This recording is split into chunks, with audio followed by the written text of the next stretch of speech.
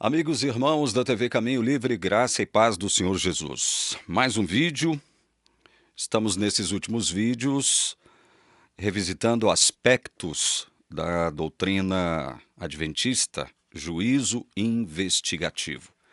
Quem cunhou este termo? Juízo investigativo. Foi Tiago White. Salvo engano, em 1847. Tiago White, para quem não sabe, foi o esposo de Ellen White. Atribui-se a ele grande parte do que está publicado em nome de Ellen White no Grande Conflito. Bom, vamos lá. Quais são os aspectos desse tal juízo investigativo nós gostaríamos de analisar agora? E por que essa denominação de juízo investigativo? O que seria essa investigação judicial, né? De que modo ela se processaria? Quando ela se processaria? Segundo os pressupostos da teologia adventista. Antes, porém, vamos ler aqui alguma coisa, porque para se fazer uma investigação, você tem que, como diz o termo judicial, você tem que começar um processo inquisitório, né? Tem que estabelecer um inquérito. É nessa fase inquisitória, né, de inquérito, é que os fatos, os dados, as informações são o quê?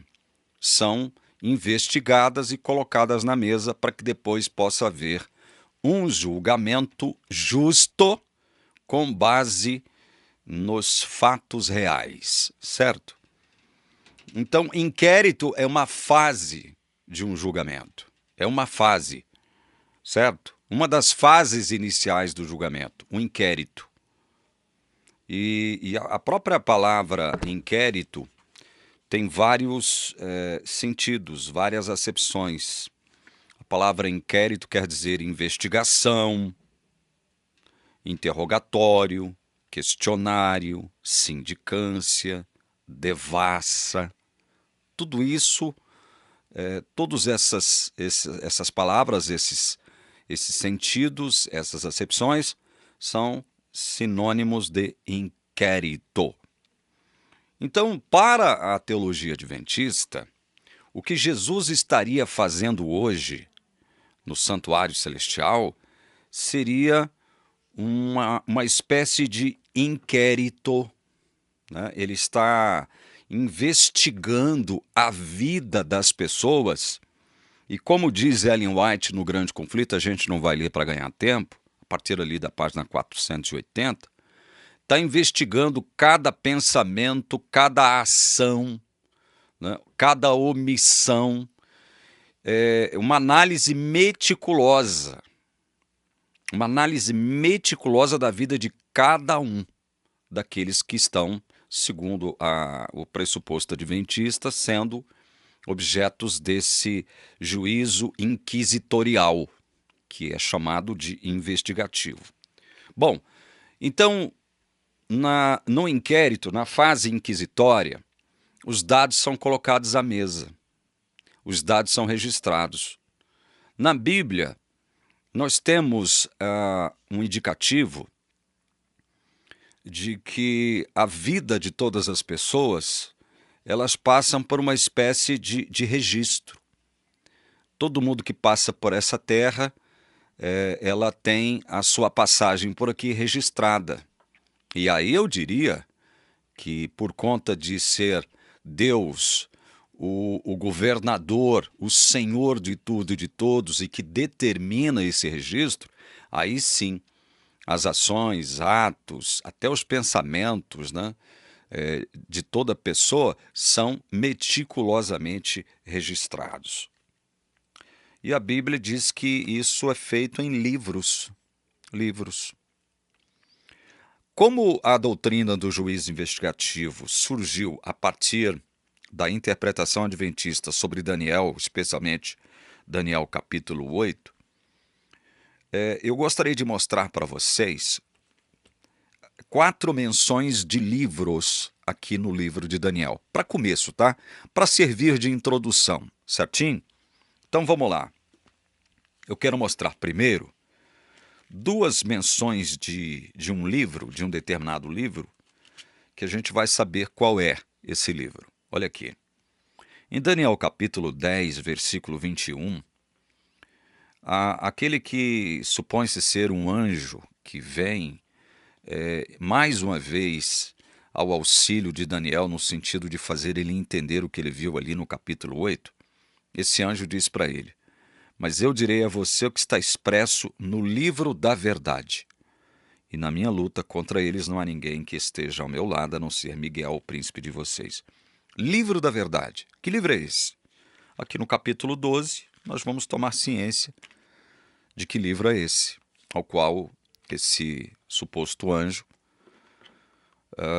está se referindo.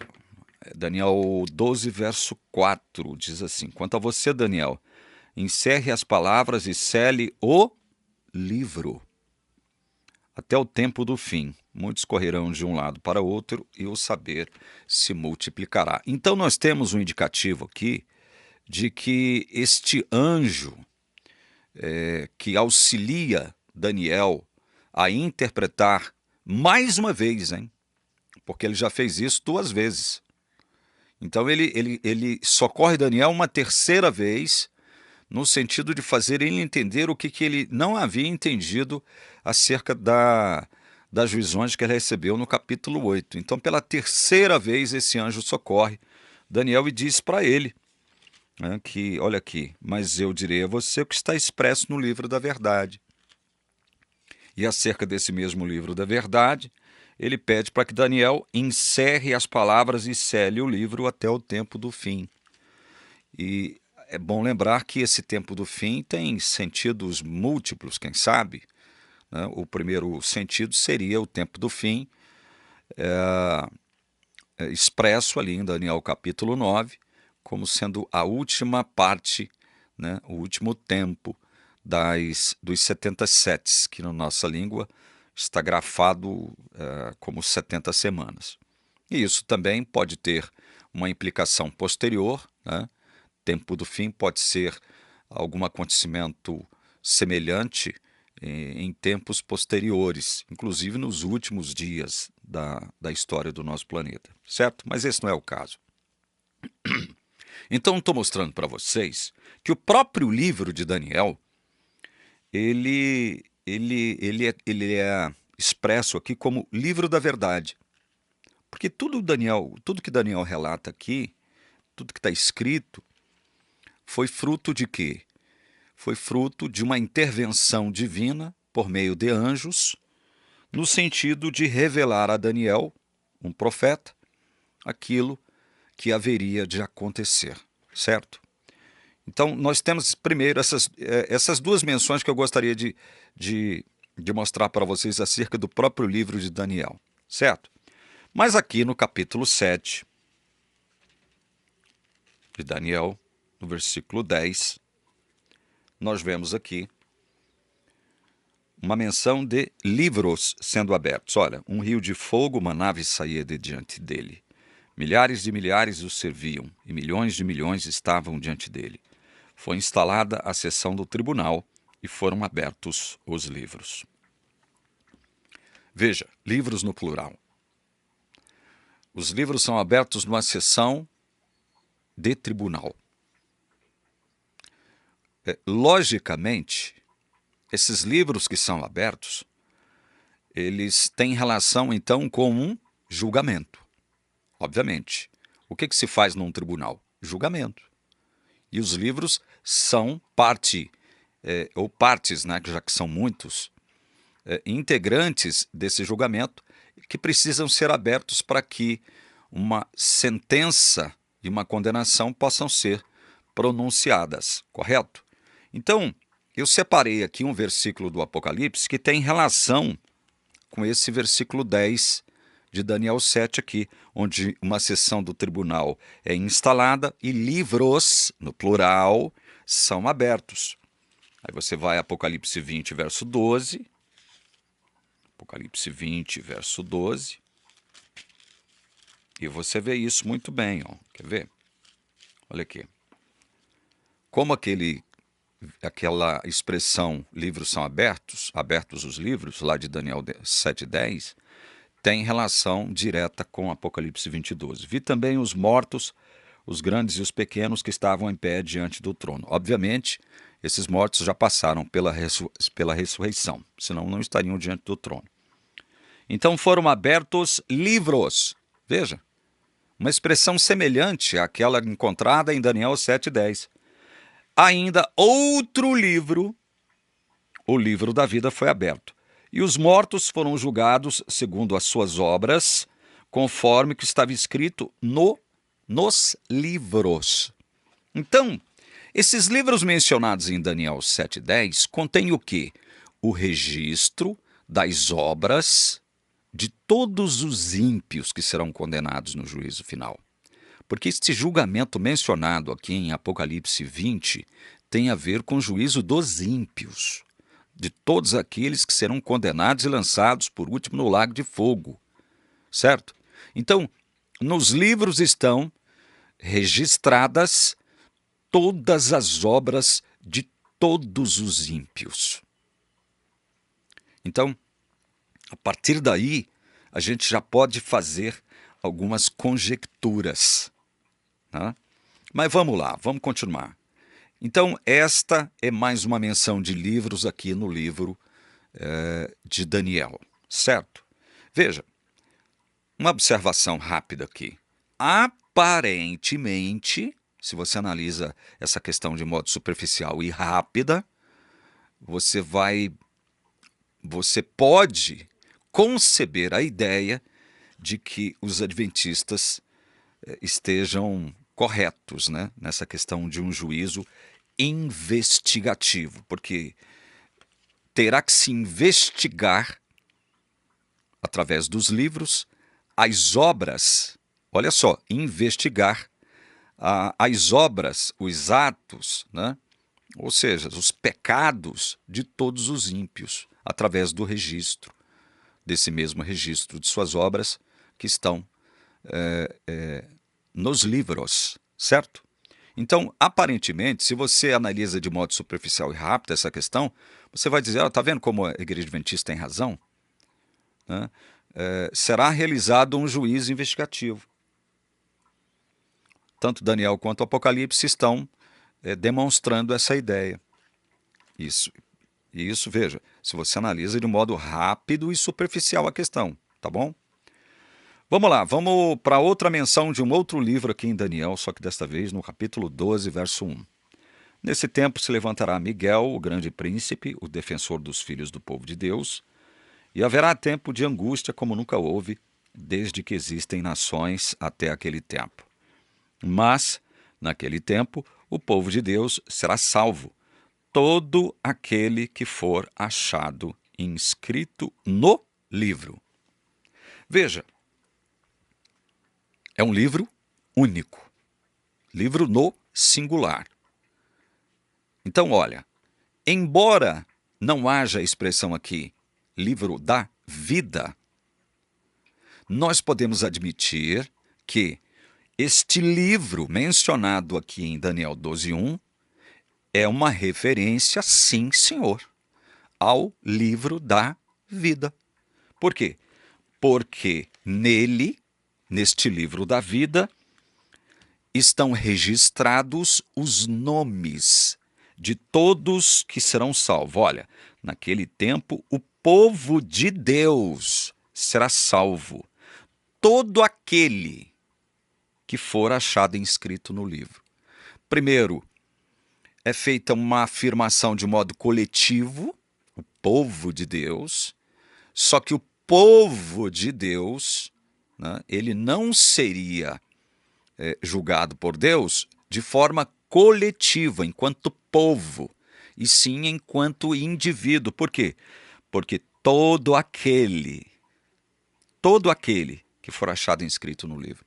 Isto aqui é um indicativo de que o juízo de Deus sempre se estabelece e se executa e se procede de modo individual, certo? Então, como neste livro está registrado o nome de todos aqueles que pertencem ao povo de Deus, nós podemos com 99,99% de certeza afirmar que este livro mencionado aqui em Daniel 12:1 seria o livro da vida. É um livro só. Não existem livros da vida. Não existem livros da vida. Só existe um livro da vida do Cordeiro, certo? Bom, este livro mencionado aqui em Daniel 12:1, ele tem a ver com esse ainda outro livro mencionado em Apocalipse 20:12. Ainda outro livro, no singular, o livro da vida foi aberto. E olha o verso 15 aí mesmo, de Apocalipse 20. E se alguém não foi achado inscrito no livro da vida, esse foi lançado no lago de fogo. Veja, o povo de Deus está registrado aqui no livro da vida, de modo individual. O nome de cada um está aqui. O nome de cada um se encontra aqui. Nome de quem? Nome de todos aqueles que serão salvos. Aí alguém pode questionar, vem cá, então quer dizer que Deus já sabe quem será salvo? Aí eu devolvo a pergunta para você, em duas fases. Deus é onisciente? Responda você. Deus é onisciente? A não ser que você faça parte daquele grupo de teístas abertos, né? Adeptos dessa invenção herética, teísmo aberto, né? Que aleja a pessoa santa de Deus, né? Elimina o atributo da onisciência de Deus. A menos que você faça parte do teísmo aberto, você irá negar a onisciência de Deus. Então, respondendo a sua pergunta, se você crê na onisciência de Deus, o que acha você? Deus sabe ou não sabe quem será salvo? Veja, eu estou levando em consideração um atributo de Deus, que é a sua onisciência, coisa com a qual vão concordar, quem sabe, vou ser generoso, 95, 96, 97, 98% dos cristãos. Né? Ou seja, a grande maioria de cristãos concebem a ideia de que Deus seja onisciente. Além do que, ele inscreveu no livro da vida do Cordeiro os nomes de todos aqueles que serão salvos e que agora, nos últimos dias, especialmente, não adorarão a besta. Vamos ver isso? Olha só. Apocalipse 13:8 diz assim: e ela será adorada por todos os que habitam sobre a terra, aqueles que desde a fundação do mundo não tiveram seus nomes escritos no livro da vida do Cordeiro que foi morto. A adoração da besta é algo que está no futuro. E nós cremos que hoje nós estamos muito próximos desse futuro mencionado aqui. Ou seja, o tempo em que a besta irá se manifestar juntamente com o falso profeta, exigindo a adoração de todos. Então a Bíblia está afirmando que desde a fundação do mundo, essa foi a época em que o livro da vida foi escrito. Os nomes daqueles que serão salvos foram inseridos ali. Os adoradores da besta nunca tiveram seus nomes inscritos no livro da vida. Para que depois, numa determinada circunstância, como vai propor a Igreja Adventista, seus nomes ou os nomes de alguém sejam riscados do livro da vida. Eu mostrei para vocês aqui várias vezes, inclusive mostrei o livro aqui do Holbrook, dizendo que uma das funções do juiz investigativo que estaria se realizando hoje no céu seria essa: retirar do livro da vida o nome dos crentes falsos e infiéis. Ora bolas!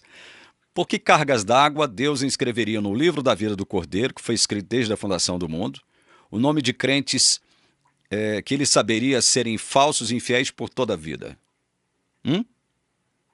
para que depois pudesse riscá-los num suposto juiz investigativo? Não há a menor chance disso ser considerado como verdade. A menor chance. O texto de Apocalipse 13:8 deixa claro, olha, quem é que vai adorar a besta? Todos aqueles que nunca tiveram seus nomes inscritos no livro da vida do Cordeiro, que foi escrito quando? Desde a fundação do mundo. Desde a fundação do mundo. Isso quer dizer que antes mesmo de Deus criar todas as coisas, Deus já estabeleceu um livro que ele chamou de livro da vida e inscreveu os nomes de todos aqueles que ele viria a salvar. Eu sei que muita gente não concorda com o que eu estou dizendo aqui, mas não adianta espernear. É a Bíblia que está dizendo. Quem vai adorar a besta? Todos aqueles que nunca tiveram seus nomes no livro da vida. Para que depois, como diz a Ellen White, pudessem ser riscados num suposto juízo investigativo. Por isso que eu estou perguntando em vários vídeos aqui há muito tempo o seguinte, olha, então tá bom, vamos lá, você é adventista que acredita que o nome de alguém possa ser riscado do livro da vida. Em que lugar vão ficar todos esses que supostamente tiveram seus nomes riscados do livro da vida? Né? De que lado eles estarão nesse conflito final agora, nos últimos dias, entre besta e povo de Deus? De que lado eles ficarão? Fale-me você, que acredita que o nome de alguém possa ser riscado do livro da vida. Fale-me você, da teologia adventista, que acredita em Ellen White, que acredita em Holbrook. Fale-me você. Olha, se os nomes de muitos estão sendo riscados nesse suposto juízo investigativo, que supostamente estaria sendo realizado no Santuário Celestial hoje, de que lado eles ficariam? Do lado da besta? Com certeza não. Por quê? Porque o Apocalipse, capítulo 13, verso 8, palavra de Deus está dizendo que só adorará a besta aqueles que nunca tiveram seus nomes inscritos no livro da vida. Mas esses, sobre quem a Ellen White disse que tiveram seus nomes riscados, obviamente já estiveram lá.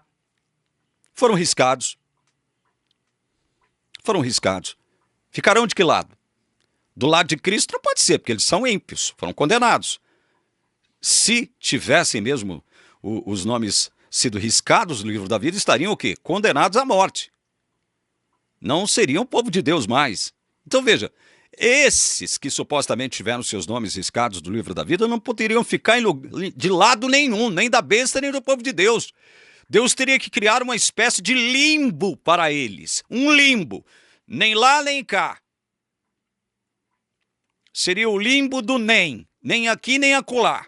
Nem do lado da besta, nem do lado do povo de Deus. Por quê? Por que mesmo? Porque tiveram seus nomes riscados do livro da vida, e o Apocalipse está deixando claro que só adorará a besta quem nunca teve seu nome inscrito no livro da vida. E aí, veja, não é uma questão de ficar defendendo ou criticando determinada doutrina de determinada denominação religiosa, como eu faço aqui em relação à teologia adventista. É questão de você prestar atenção àquilo que a palavra diz. Só isso. Olha aqui, Apocalipse 17:8. Segunda parte do versículo 8 que nos interessa.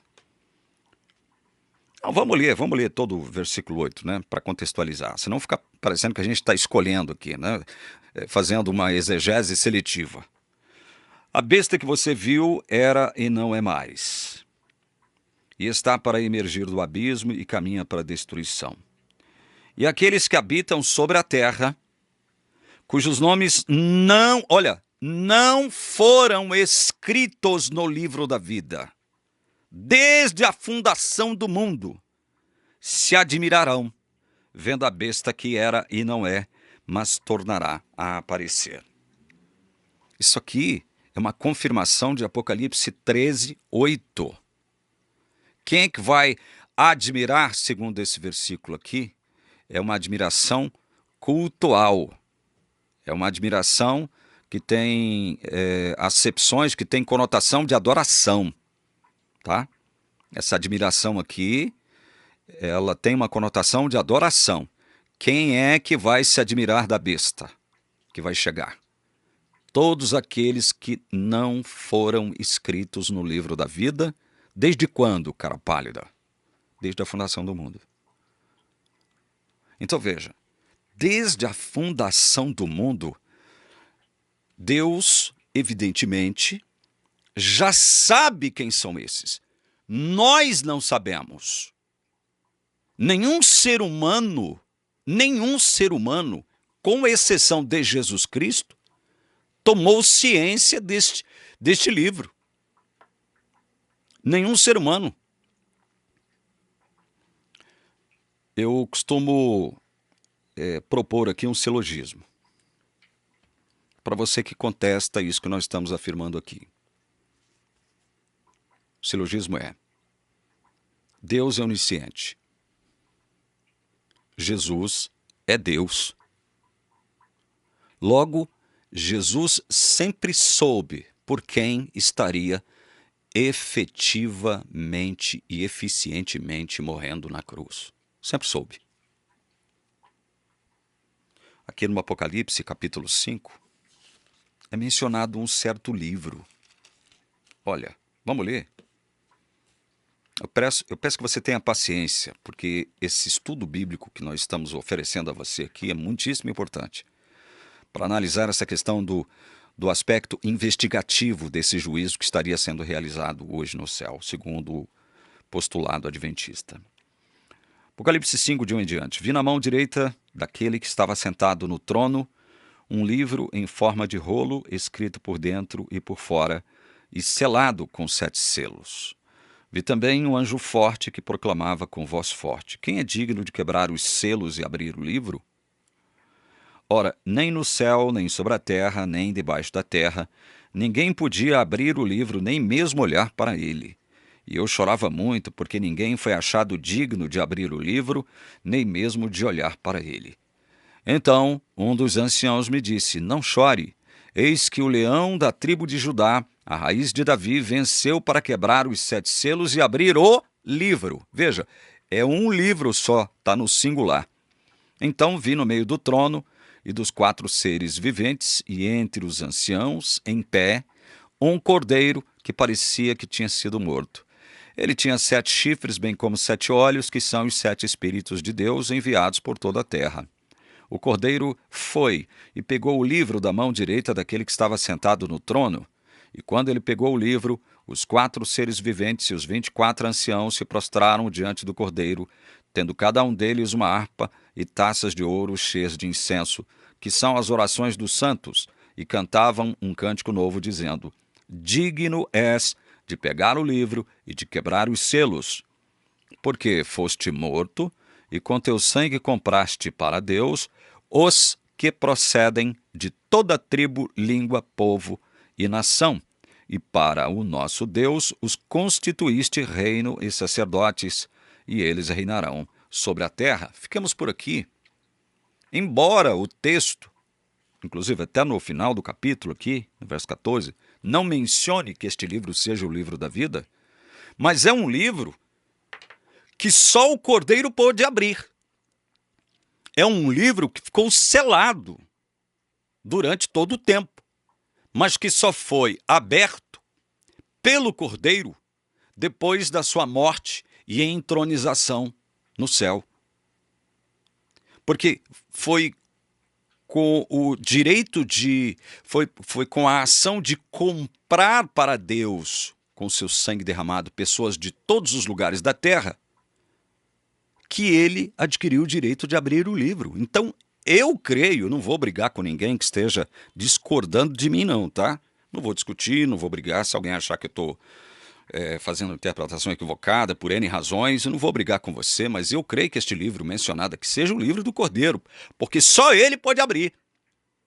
O livro da vida do Cordeiro, onde estão inscritos os nomes de todos aqueles que ele veio o quê? Comprar com o seu sangue. E sangue, quando se fala em sangue de Cristo, obviamente você tem que ser remetido ao evento cruz. Evento cruz. Certo? Então, veja, por que eu estou fazendo todas essas observações sobre livros e o livro da vida do Cordeiro?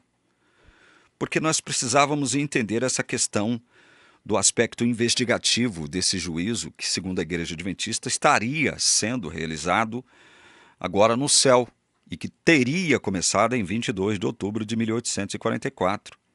Investigativo, esse aspecto investigativo do livro. Aqui em Apocalipse, já que nós estamos em Apocalipse, vamos ler o capítulo 21, verso 27. Acerca da Nova Jerusalém, a Santa Cidade, está dito: nela não entrará nada que seja impuro, nem o que pratica abominação e mentira, mas somente os inscritos no livro da vida do Cordeiro. Veja a importância do livro da vida do Cordeiro. Veja a importância. Só entrarão na cidade os que estiverem com os nomes ali, no livro da vida do Cordeiro. E quem vai adorar a besta?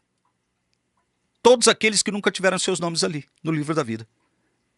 E aí? Deu para analisar uma coisa e outra? Por isso é que em Apocalipse 3:5, na carta à igreja em Sardes,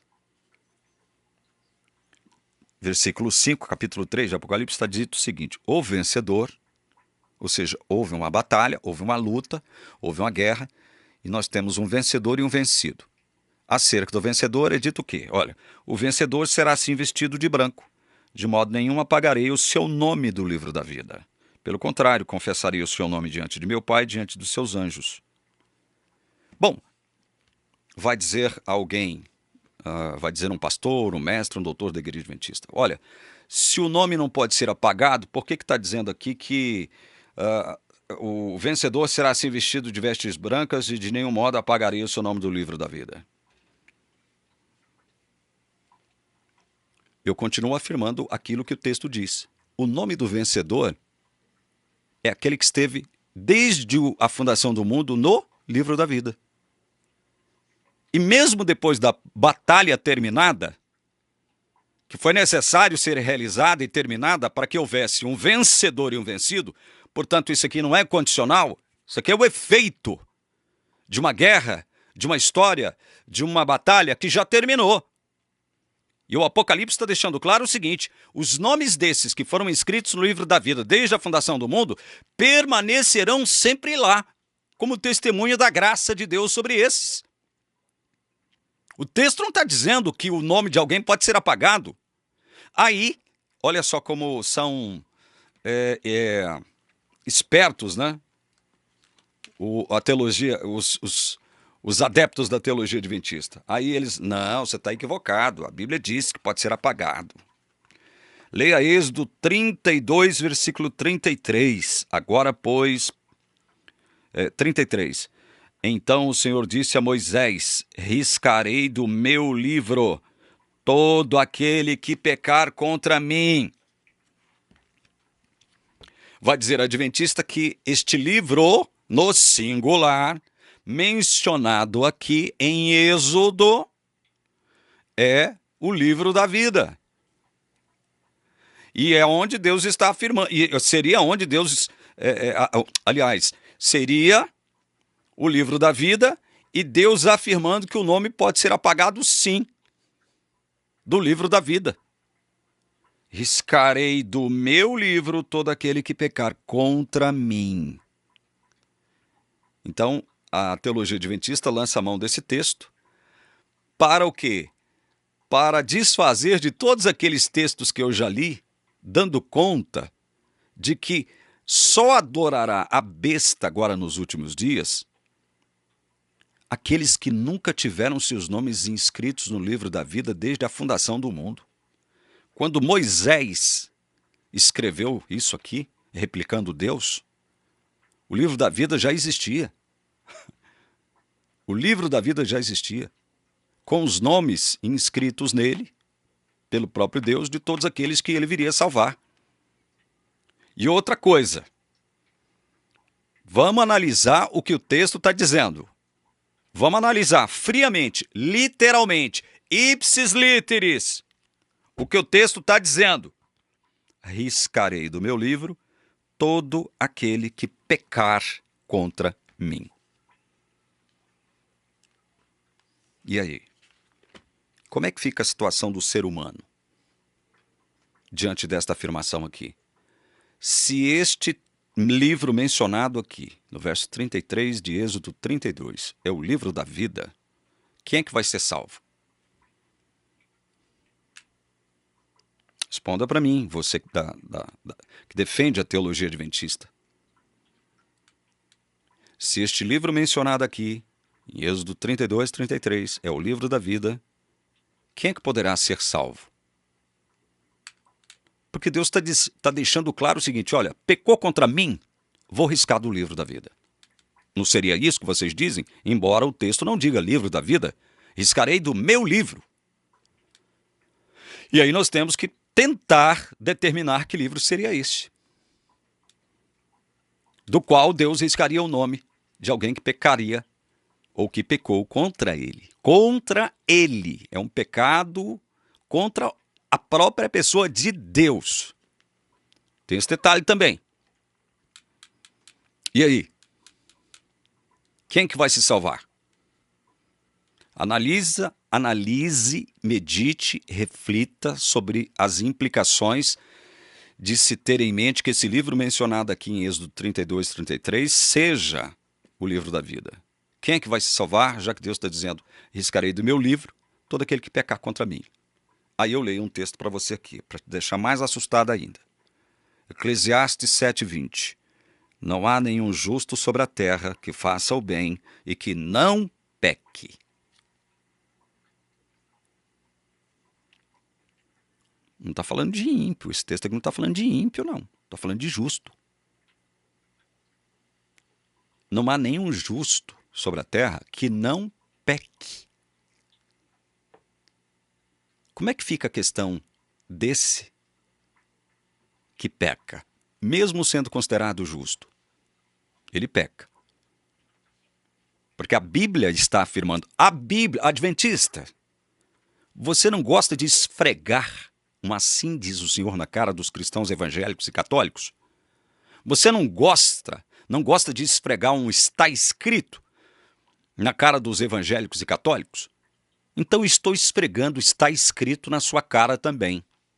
Tenha você algum tipo de simpatia por mim ou tenha você um verdadeiro ódio por mim. Estou esfregando um está escrito na sua cara, irmão.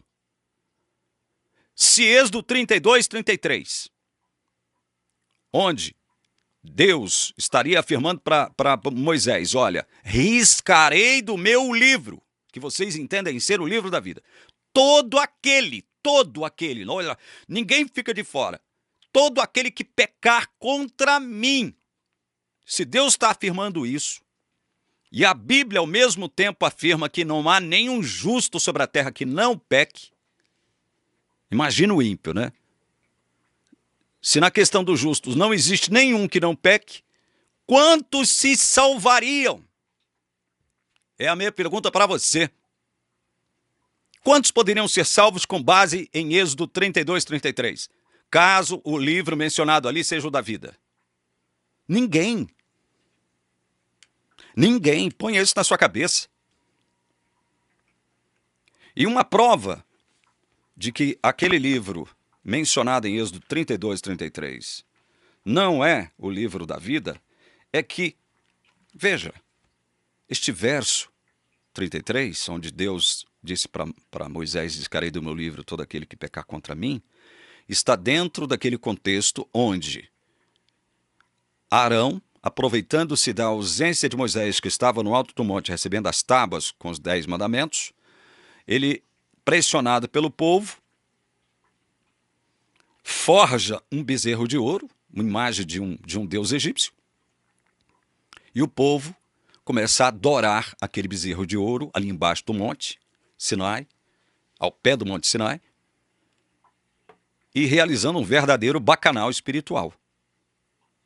Arão estava liderando isso. Arão, então, ele não foi só testemunha do pecado do povo, ele não foi só conivente, ele não foi só cúmplice, ele foi ator nessa questão também. Ele agiu conscientemente nessa questão. de pecar contra Deus? Arão. Aquele através de quem Deus suscitaria o sumo sacerdócio, que levaria o seu nome, sacerdócio arônico. Arão pecou lá. E Deus disse, depois de tudo, depois de Moisés descer e ver aquele bacanal, quebrar as tábuas, nós conhecemos a história, Moisés, vendo a ira de Deus se manifestar ali, intercedeu pelo povo. Essa intercessão, ela é uma intercessão arquetípica. Ela nos remete para a intercessão de Jesus. Ela remete para a mediação de Jesus. Ela nos remete para a intervenção de Jesus em julgar o nosso caso diante de Deus e pedir o perdão de Deus sobre nós. Moisés pediu perdão de Deus sobre o seu povo. E aí então Deus disse, riscarei do meu livro todo aquele que pecar contra mim. Mas, veja, somente ali, se você ler o relato, não vamos ler para ganhar tempo, porque tem algumas coisas para ler para você. Somente ali naquele dia, 3.000 pessoas foram mortas, imediatamente. Deus mandou Moisés reunir ali parte do povo levita e foram mortos 3.000 pessoas, imediatamente foram mortas. Só que tem um detalhe, o nome de Arão não foi mencionado, Arão não foi morto. Por que Arão não foi morto se Arão liderou esse bacanal espiritual contra a pessoa divina? Por que então? Não foi Deus que disse, riscarei do meu livro todo aquele que pecar contra mim? Arão pecou ou não pecou? Pecou. Por que Arão não foi riscado então? Ou seja, não foi morto imediatamente, como 3.000 pessoas foram. E outra coisa, muito mais que 3.000 pessoas participaram daquele bacanal idolátrico. Muito mais que 3.000 pessoas. O povo de Israel estava em número aproximado de 2 milhões de pessoas. Por que só 3.000 foram mortas e Arão não foi morto? Respondam essas questões, teologia adventista. Responda essas questões, elas precisam ser respondidas à luz dos seus próprios pressupostos. Que livro seria esse mencionado aqui? Por Deus em Êxodo 32, 33. Riscarei do meu livro. É esse livro aqui, ó, mencionado também em Salmo 69, 28. Para explicar a Bíblia, temos que recorrer à própria Bíblia. Não é isso que diz a teologia adventista?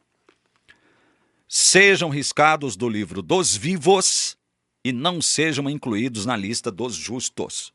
Livro dos vivos. Agora eu estou começando a entender. A que livro se refere Deus aqui em Êxodo 32, 33? Livro dos vivos. Então, quando Deus diz, riscarei do meu livro todo aquele que pecar contra mim, qual é o sentido disso? Ele estava dizendo que estaria condenando imediatamente à morte todos esses que cometessem um pecado específico contra o seu santo ser, o seu santo caráter, a sua santa personalidade. E vou dar alguns exemplos de como isso aconteceu. Olha, eu vou dar aqui alguns exemplos. Pode ser que haja muito mais exemplos, mas eu relacionei alguns apenas, de circunstâncias envolvendo pessoas que cometeram pecados contra o próprio Deus e que tiveram imediatamente seus nomes riscados, não do livro da vida do Cordeiro, mas do livro dos vivos. Ou seja, foram condenados à morte. Primeiro caso que eu gostaria de mencionar para vocês é o próprio caso que eu já mencionei, acabei de mencionar aqui.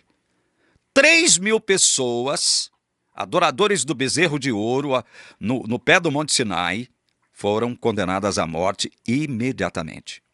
3.000. Inexplicavelmente, só 3.000 foram condenadas à morte. Ou seja, seus nomes foram riscados do livro dos vivos. Outro exemplo que eu vou dar a vocês. E olha, isso aqui, os adoradores do bezerro estão aqui em Êxodo 32, tá? Eu só vou mencionar as passagens, não vou ler porque tem mais alguma coisa para ler para vocês aqui, tá bom? Então vamos lá. Mais um exemplo de alguém que teve o seu nome riscado do livro dos vivos, ou seja, foi condenado à morte imediatamente. o transgressor do sábado, cujo nome não é mencionado em Números 15 e 36. Embora houvesse uma legislação rigorosa acerca da santificação e guarda do sábado, houve um transgressor ali no acampamento que decidiu fazer ali colheita de madeira para poder tacar fogo num dia de sábado. Deus ordenou a sua morte. Isso se encontra em Números 15, 36. Ou seja, esse teve seu nome riscado do livro dos vivos imediatamente. Outra circunstância, outro exemplo de pessoas que tiveram seus nomes riscados do livro dos vivos. Nadab e Abiú, que acenderam e ofereceram fogo estranho no altar de Deus. Isso está em Levítico 10, versículos 1 e 2. Nadab e Abiú tiveram seus nomes riscados imediatamente do livro dos vivos, imediatamente após pecarem contra Deus. Mais um exemplo. Dessa vez, 3 pessoas juntamente com suas respectivas famílias. Corá, Datã e Abirão. Isto se encontra em Números, capítulo 16, dos versículos 25 a 35. Corá, Datã, Abirão e as suas respectivas famílias tiveram também seus nomes riscados dos livros dos vivos, imediatamente após pecarem contra Deus. Querem mais um exemplo? O rei Acabe. O rei Acabe Deus decretou a morte do rei Acabe. Ele deveria morrer no campo de batalha. Ele deveria morrer no campo de batalha. Isso está registrado em 1 Reis 22, versículos 20 e depois do 34 ao 36. Deus buscou ali anjos maus para servirem de mentira na boca dos falsos profetas, de tal modo que Acabe pudesse ir à peleja e lá morresse. Por decreto de Deus, Deus riscou o nome de Acabe do livro dos vivos. Também. Outro exemplo de alguém que teve o seu nome riscado do livro dos vivos. Imediatamente após pecar, rei Belsazar, rei de Babilônia. Mene, mene, tekel, parsim. Pesado na balança e achado em falta. Morto imediatamente após pecar. Rei Belsazar também teve seu nome riscado do livro dos vivos. Isso está em Daniel 5, versículo 30. Mais 2 exemplos de pessoas que tiveram seus nomes riscados do livro da vida. Na verdade, são 3 pessoas. Ananias e Safira, sua esposa, tiveram sua morte decretada. Seus nomes foram riscados do livro dos vivos imediatamente após pecarem, após se descobrir o seu pecado. Isso está em Atos 5, de 5 a 10. Outro exemplo, também no Novo Testamento, de uma pessoa que teve seu nome riscado do livro dos vivos imediatamente. Rei Herodes. Isso está em Atos capítulo 12, versículo 23. Então, a expressão riscarei do meu livro todo aquele que pecar contra mim significa que Deus estaria condenando à morte imediatamente todos aqueles que pecassem contra ele. Esta menção ao seu livro aqui é o livro dos vivos, que pertence a Deus também. Ele tem a relação de todo mundo que ele traz à vida. Ele é o doador da vida. Ele é o Senhor da vida. Ele é a causa primária da vida de cada ser humano que habita nesse planeta. É Deus, ou alguém quer negar isso? Ou alguém quer negar isso? Então, o sentido disso que está aqui em Êxodo 32, 33, riscarei do meu livro todo aquele que pecar contra mim, vou condenar à morte imediata todo aquele que pecar contra mim. Um outro caso, ficou muito conhecido na Bíblia, se encontra aqui registrado em Deuteronômio 29. Na verdade, isso aconteceu antes de Moisés registrar isso aqui, né? Deuteronômio 29, nós vamos ler do versículo 18 até o versículo 23. Deixa eu ver se é isso mesmo aqui, ó. 18 até o 23, deixa eu ver.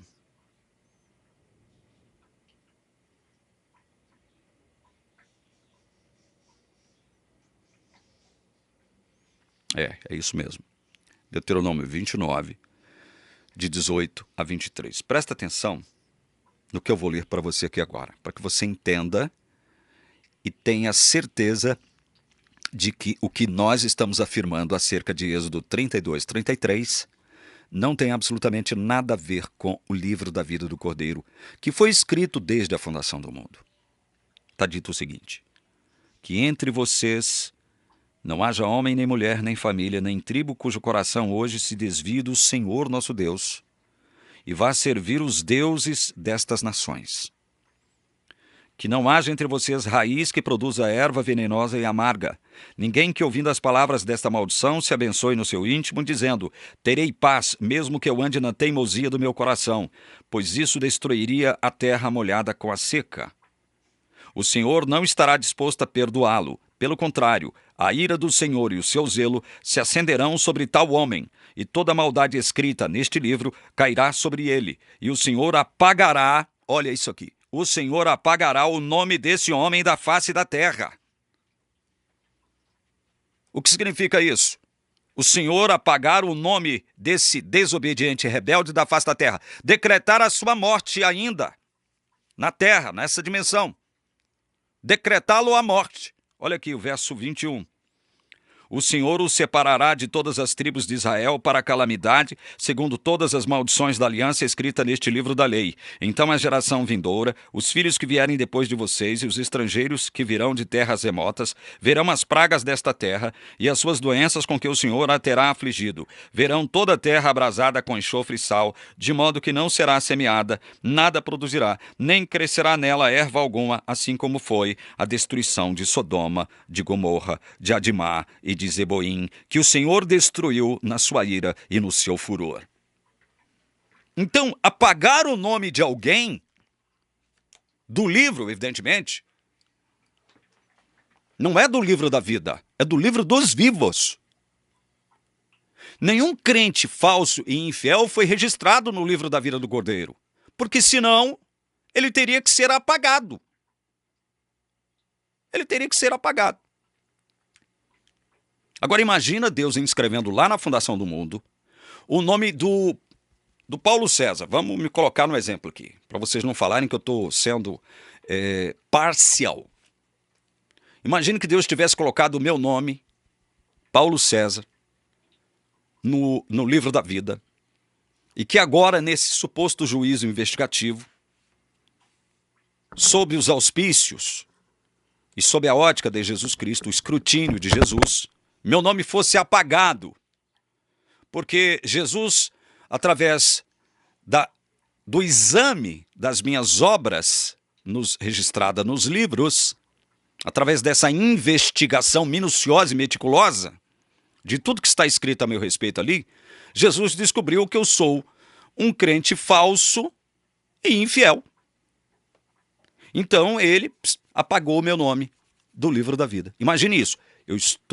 Estou construindo uma hipótese com base nos postulados da teologia adventista, para depois não afirmarem com cara de pau e sem vergonha que eu estou falando, que o que eu estou falando não condiz com aquilo que a teologia adventista prega.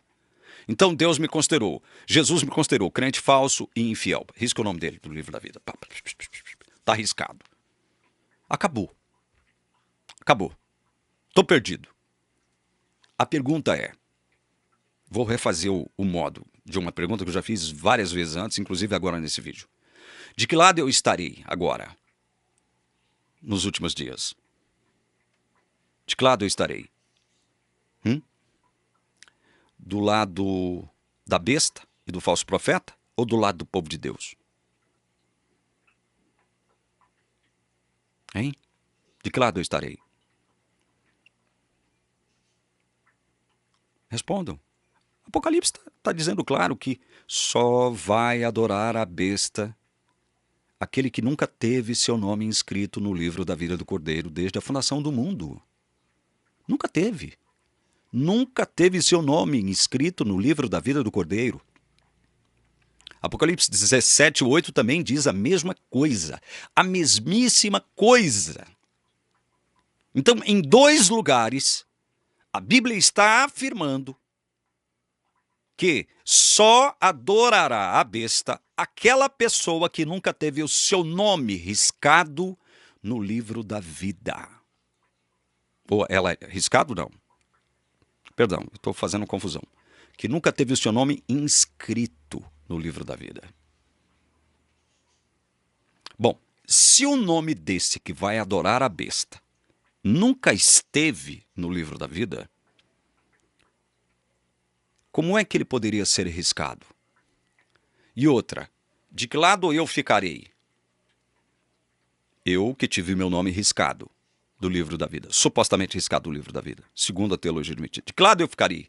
Do lado da besta do falso profeta ou do lado do povo de Deus? Responda essa pergunta para mim de acordo com a Bíblia, não de acordo com os pressupostos de Ellen White ou de Frank B. Holbrook. De que lado? Então, meus queridos, por que eu estou dizendo isso aqui para vocês? Por quê? Porque, veja, estou terminando, tá? Eu sei que esse estudo ficou longo, mas eu estou terminando. Quando a igreja lança a mão aqui, olha, de Apocalipse 14, abram lá.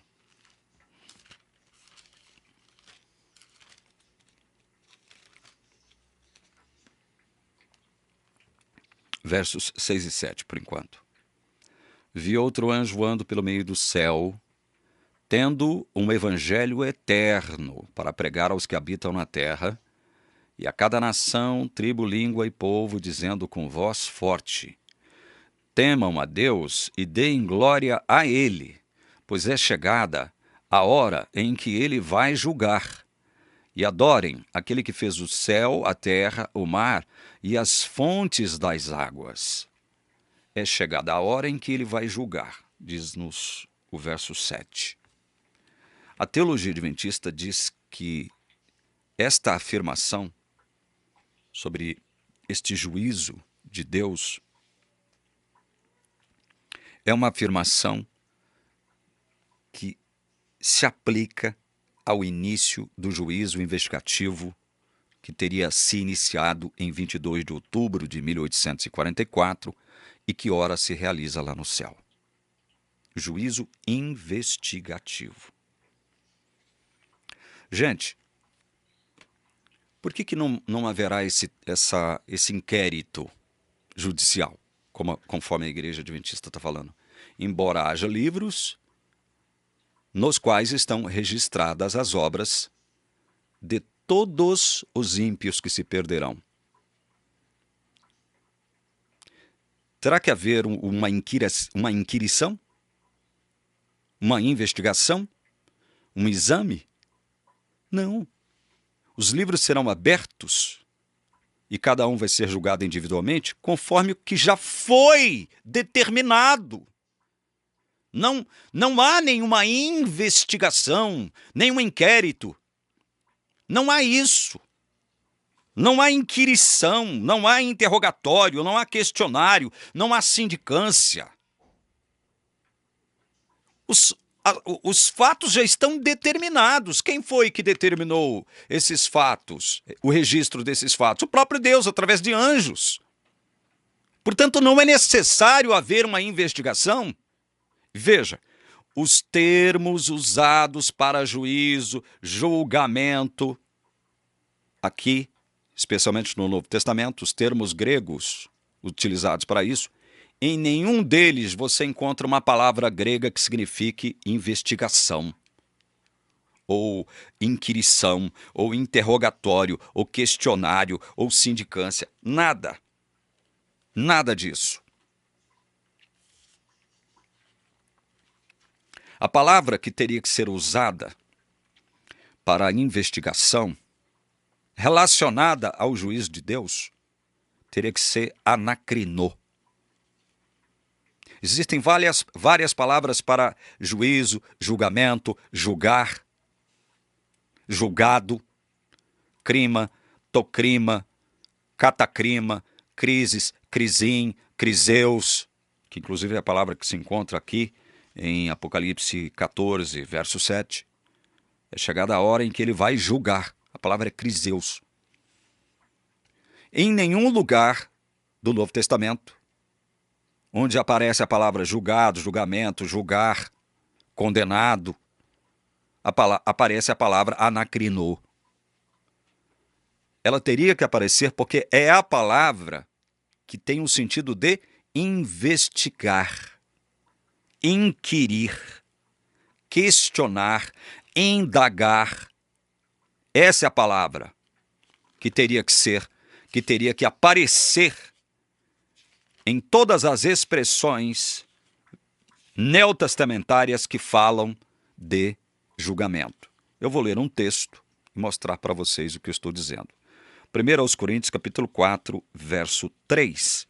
Mas a mim pouco importa ser julgado por vocês ou por um tribunal humano. Nem eu julgo a mim mesmo. Sabe qual é a palavra que aparece aí para julgado? Quando Paulo diz, olha, a mim pouco me importa ser julgado por vocês ou por um tribunal humano. Sabe qual é a palavra que aparece aqui? É anacrino. E o que ela significa? Investigar.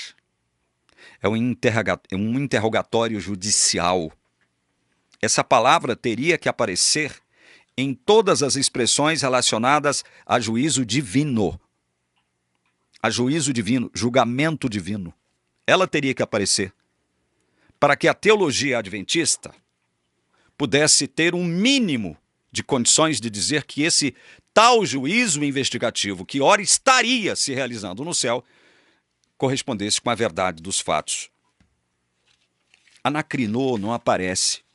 Por isso que é importante o estudo da palavra de Deus com liberdade, com seriedade e honestidade. Eu não estou simplesmente aqui fazendo críticas gratuitas à teologia adventista. Agora eu quero abrir uma observação no final deste vídeo. E com essa observação eu creio que eu vou assustar muita gente. Eu vou assustar muita gente quando eu digo o seguinte: eu concordo com a doutrina da Trindade. Eu sou trinitário. A Igreja Adventista é trinitária. Eles estão corretos. Eu concordo com a doutrina do sono da morte. Eu sou um cara que admite que todos os ímpios serão mortos e deixarão de existir. Aniquilação total. Eu sou um adepto do aniquilamento total dos ímpios. Eu sou um adepto disso. Assim como John Stott, um grande teólogo do século XX, calvinista, passou a ser aniquilacionista. Eu sou aniquilacionista, assim como a teologia adventista admite ser também aniquilacionista. Então eu já concordo aqui, olha, com dois postulados da Igreja Adventista. Na verdade, são dois dogmas: trindade e aniquilamento total dos ímpios. Concordo. Outra coisa com a qual eu concordo, com a cronologia dos fatos relativos à volta de Jesus, milênio e julgamento final, juízo final. Eu concordo com a cronologia dos fatos estabelecidos pela Igreja Adventista. Eu ainda concordo. Veja, você que não concorda com nada disso que eu estou falando agora, eu não vou discutir com você. Não vou bater boca com você. Eu estou simplesmente demonstrando com isso, ao fazer essa declaração final aqui, que eu sou imparcial. Aquilo que eu vejo que a Bíblia chancela, eu vou acreditar. E vou ter isso como verdade. Agora, aquilo que eu não vejo a Bíblia chancelar, não tem como. Então eu estou falando isso direcionado para esses irmãos adventistas que me odeiam e que querem ver o meu mal, justamente por conta do que eu faço aqui na TV Caminho Livre. Eu estou dizendo para vocês o seguinte: olha, eu sou tão imparcial, mas tão imparcial, que eu concordo com a doutrina da Trindade na qual vocês creem, concordo com a doutrina do aniquilacionismo no qual vocês creem, concordo com a cronologia dos fatos que vocês estabeleceram segundo a ordem bíblica. Eu concordo. Jesus vai voltar, não vai pisar os pés nesse planeta, não. Ele vai ficar nos ares esperando a gente. Nós seremos arrebatados depois que os mortos em Cristo ressuscitarem primeiro. E quem estiver vivo por ocasião será transformado, assim como os mortos já ressuscitam transformados, glorificados. E nós seremos arrebatados até o céu para nos encontrar com Jesus nos ares. E com Jesus habitaremos 1000 anos no céu. Eu concordo com isso. E que só depois do milênio... e os ímpios, por ocasião da volta de Jesus, são todos mortos. Pela glória e manifestação do poder de Jesus, são todos mortos. Eu concordo. Eu concordo que Satanás vai ficar preso aqui, nessa terra, desolada. Eu concordo com isso. Vocês estão vendo que eu sou imparcial? Concordo que o juízo dos ímpios só se dará depois do milênio. Concordo que a Nova Jerusalém vai descer, se instalar onde hoje é a velha Jerusalém, ali. Eu concordo com isso. E ali Deus vai estabelecer um juízo final e condenar todo mundo ao lago de fogo. Os ímpios, Satanás, besta, falso profeta e todos os ímpios. Eu concordo com isso. É para vocês verem que veja bem, eu sou imparcial. Eu não estou aqui defendendo o calvinismo por defender o calvinismo. Não estou defendendo aqui nenhuma igreja evangélica, seja ele que igreja for. Eu estou simplesmente anunciando aquilo que a Bíblia diz ser verdadeiramente evangelho da graça do Senhor Jesus Cristo. É isso que eu estou fazendo aqui. Eu vou ficando por aqui, falei demais, vídeo eu sei que ficou longo, mas os meus propósitos eu creio que foram alcançados. Uma última pergunta. Se é prerrogativa de Deus inscrever o nome de alguém no livro da vida, porque decidiu soberanamente conceder a esse a graça de sua justiça, por que razão inscreveria o nome de alguém nesse mesmo livro da vida para quem ele não concederia sua graça? Responda essa pergunta, Teologia Adventista. Vou ficando por aqui, você que me assistiu até o final, que Deus te abençoe, que Deus te guarde, que Deus te livre de todo mal, em nome de Jesus. Amém.